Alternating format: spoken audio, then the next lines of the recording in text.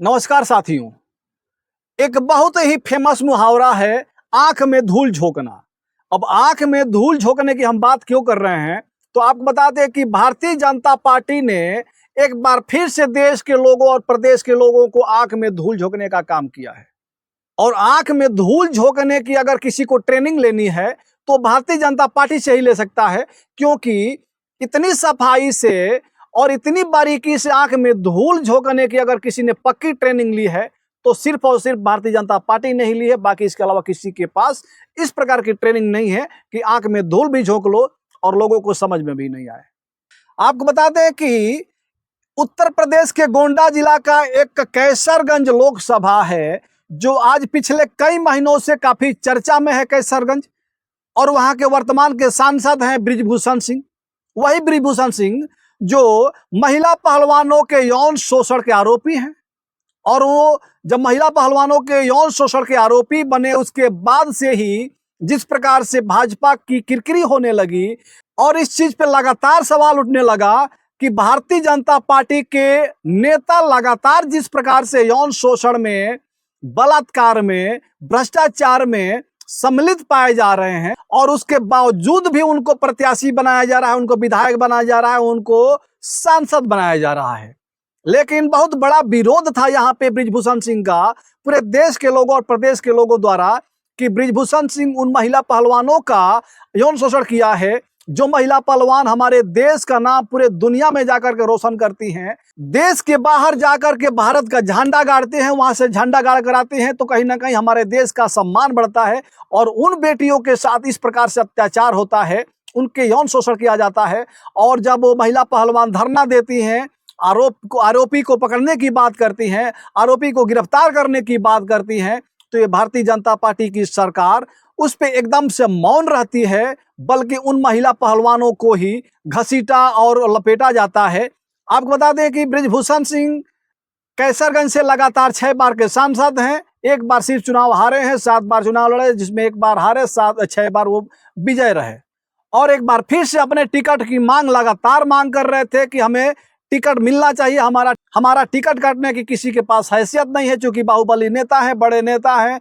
कल यानी कि 3 तारीख को कैसरगंज के लोकसभा का नामांकन भी होना है। आज 2 तारीख है और आज सुबह तक भारतीय जनता पार्टी से किसी को प्रत्याशी नहीं बनाया गया था।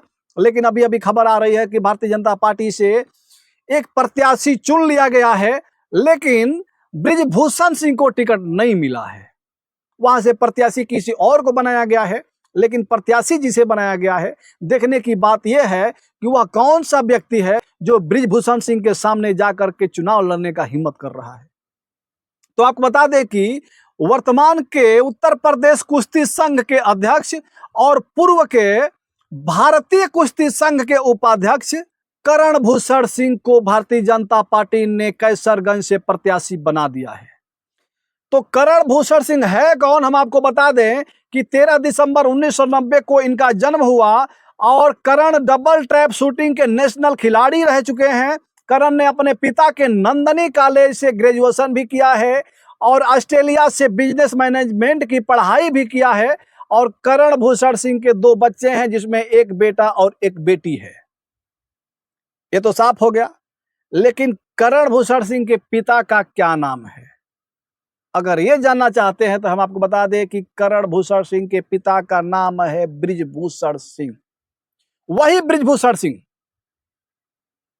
जो महिला पहलवानों के यौन शोषण के आरोपी हैं, जिनके ऊपर लगातार चर्चा होता रहा आज कई महीनों से कि बृजभूषण सिंह को भाजपा को टिकट नहीं देना चाहिए। अगर भाजपा बृजभूषण सिंह को टिकट देती है कैसरगंज से, तो उन महिला पहलवानों के साथ अन्याय होगा, देश की बहन बेटियों के साथ अन्याय होगा, देश की महिला खिलाड़ियों के साथ अन्याय होगा।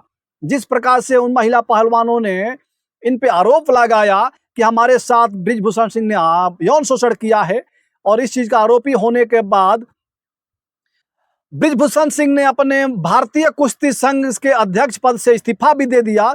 इस्तीफा देने के बाद उनके बेटे करण भूषण सिंह ने भी उपाध्यक्ष पद से इस्तीफा दिया।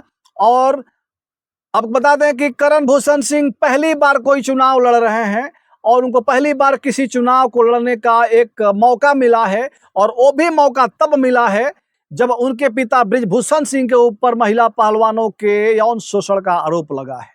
अगर यौन शोषण का आरोप उन पे नहीं लगा होता तो कैसरगंज सीट से एक बार फिर से बृजभूषण सिंह ही चुनाव लड़ते और चुनाव फिर जीत जाते।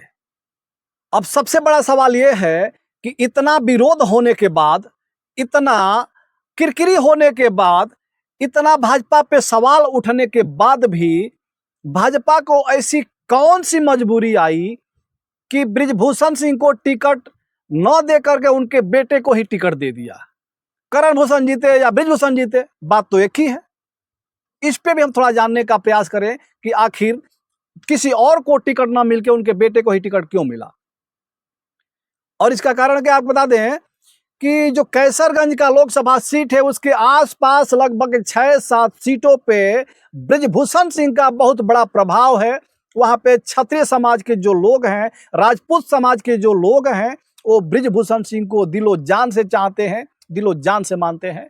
और बृजभूषण सिंह जो चाहेंगे, जिधर चाहेंगे उधर वहां के क्षत्रिय समाज, राजपूत समाज के वोटरों को घुमा करके वहां पे उनका वोट करवा देंगे।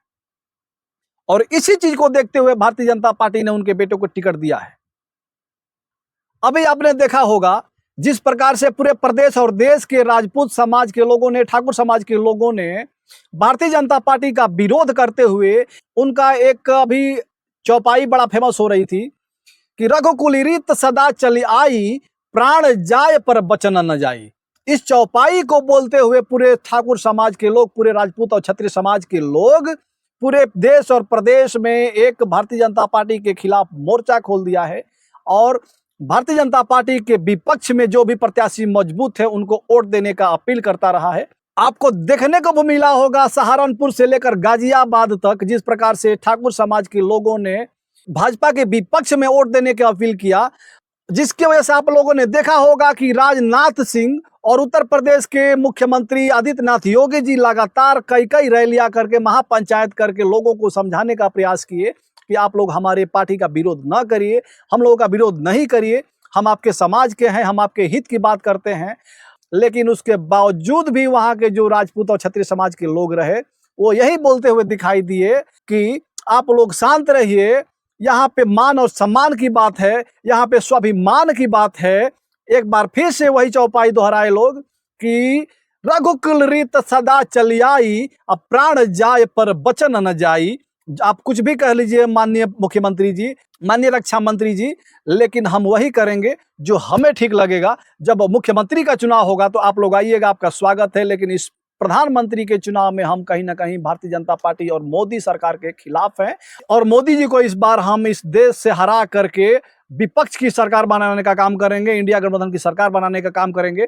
तो आप सभी को यह जानकारी कैसी लगी? लगातार इस तरह की वीडियो देखने के लिए हमारे चैनल को सब्सक्राइब कर दीजिए, फेसबुक पेज को फॉलो कर दीजिए। जय हिंद, जय भारत।